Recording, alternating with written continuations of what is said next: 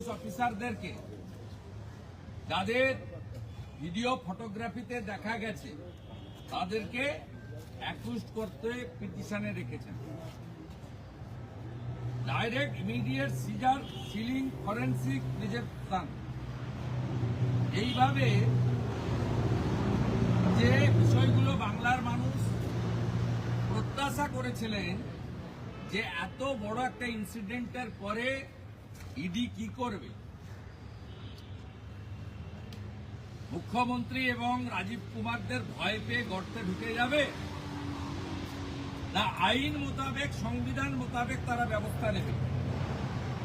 আমি কোর্ট থেকে সংগ্রহ করা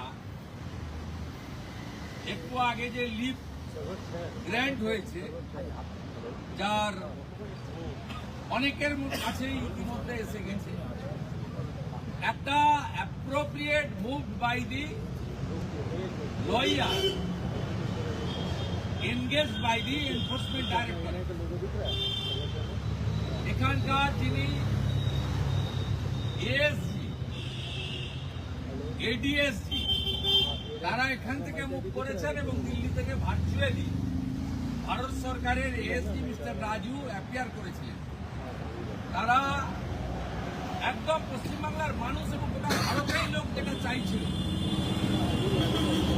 যে এফআইআরও তারা 1 নম্বর রেসপন্ডেন্ট মুখ্যমন্ত্রীকে করেছেন, যিনি সরাসরি এটা করেছেন, আইপিএসদের করেছেন, সিবিআইকে ট্রান্সফার করতে বলেছেন। বাকিটা 2:30টার সময় কোর্ট দুপক্ষের কথা শুনে তারা করবে। কিন্তু আমি অ্যাজ এ কমন সিটিজেন এবং এই রাজ্যের একজন এমএলএ হিসেবে তথ্য প্রমাণের কিছু নেই, সবকিছু পাবলিক ডোমেইনে হয়েছে, চোখের সামনে হয়েছে। পশ্চিমবাংলার মানুষ কঠিন এবং কঠোর ব্যবস্থা চায়, বর্ণ, ধর্ম, দলমত নির্বিশেষে, এটাই আমার মনে হয়।